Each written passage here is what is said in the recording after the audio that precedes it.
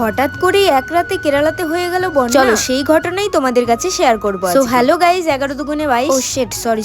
So hello friend, আমি তোমাদের পাখি। কেমন আছো তোমরা সবাই? প্রতিদিনের মতো আজকেও আমি চলে গেছিলাম কাজে। আজকে করলাম নতুন একটা কাজ। ছেলেদের তো শর্টস রেডি হচ্ছে, সেই শর্টস এর যে ইলাস্টিক গুলো থাকে সেইগুলোকে আমি জয়েন করছিলাম। শুধু যে জয়েন করছিলাম তা না, এগুলো সাইজ অনুযায়ী কেটে তারপর জয়েন করছি। বিভিন্ন রকমের সাইজ আছে, যেমন S size, M size, XL, L, double XL, triple XL. জানো তো কোনো সময় এমন অর্ডার আসে যে 6 এক্সেল পর্যন্ত তৈরি করা হয়। আর 6 এক্সেল যে দেখতে এতটাই বড় লাগে, দেখলে তো আমি মাঝে মধ্যে অবাক হয়ে যাই যে এরকম মানুষও পৃথিবীতে আছে। যাই হোক, ভগবান কাকে কিভাবে তৈরি করবে সেটা তার সিদ্ধান্ত। জানো তো কেরালাতে প্রচন্ড গরম, আর কদিন পরেই বৃষ্টির সিজন চলে আসবে। তখন টানা 3 মাস বৃষ্টি হবে। এমনিতে তো আমাদের 6টা ঋতু, কিন্তু কেরালায় মনে হয় 2টোই ঋতু, একটা গ্রীষ্ম আর একটা বর্ষা। যখন 3 মাস বৃষ্টি হবে তখন তোমাদের সামনে শেয়ার করব কেমন কেরালাতে হঠাৎ বৃষ্টি চলে আসে, রোদের মধ্যেও ঝমঝম করে বৃষ্টি পড়ে, সেগুলো সবই তোমাদের সামনে শেয়ার করব। চলো তোমাদেরকে এবার একটা ফল দেখাই। এই ফলগুলোকে আমি পানি ফল নামে চিনতাম, বা তবে কেরালাতে এই ফলগুলো লাল রঙের হয়ে থাকে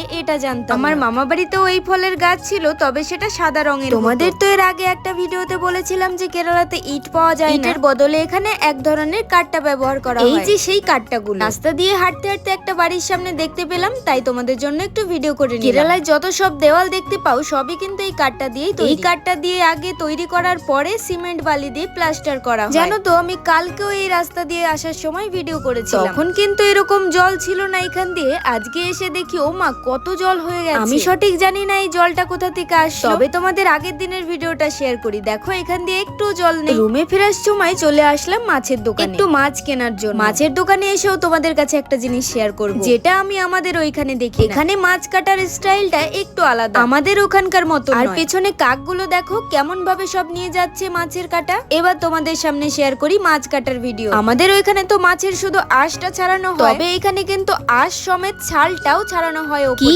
তাহলে আজকের ভিডিওতে অনেক কিছু শেয়ার করলাম। এরকম মাছ কাটা তোমরা কে দেখেছো অবশ্যই কমেন্টে জানিও। আমি তো কেরালাতেই প্রথম দেখছি। এরকম নতুন ভিডিও দেখতে চাইলে আমার চ্যানেলটিকে অবশ্যই সাবস্ক্রাইব করে দিও, আর ফলো করতে ভুলো না কিন্তু। আজকের মতো ভিডিওটা এখানে শেষ করছি, দেখা হবে নেক্সট ভিডিওতে।